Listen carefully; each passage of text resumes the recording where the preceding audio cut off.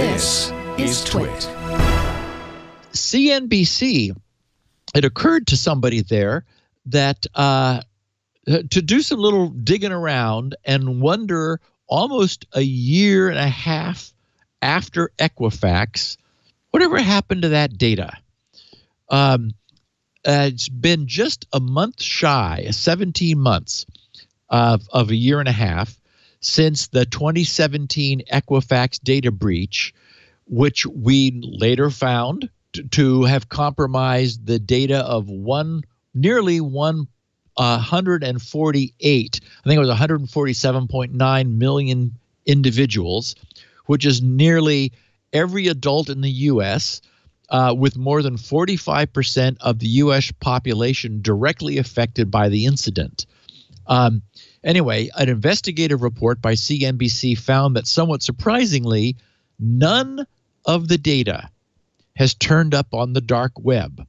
According to CNBC's threat hunter sources, they talked to a bunch of people.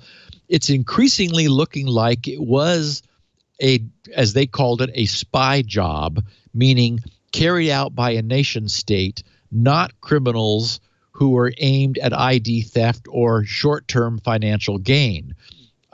Threat Post covered the CNBC research, and they asked our well-known friend Troy Hunt of Have I Been Pwned fame.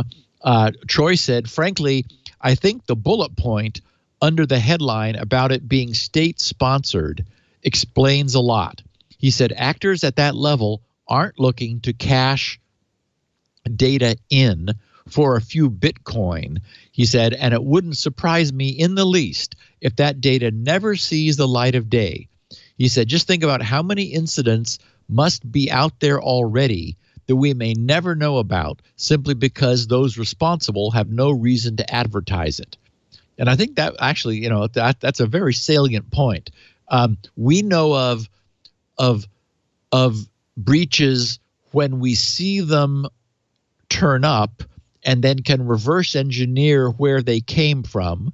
Sometime corporations proactively learn of a breach and then disclose it because they have due diligence.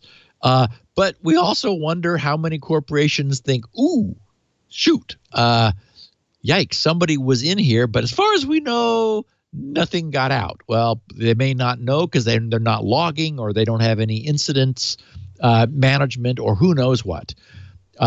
Anyway, I just thought it was fun. We've talked about Equifax a lot, and it could easily be that some nation state just wanted to collect this data and then use it selectively in targeted attacks for identity theft against specific individuals, rather than, as Troy said, just selling it and for a few $100 or $1,000 on the dark web. Could potentially be worth a lot more to a nation state.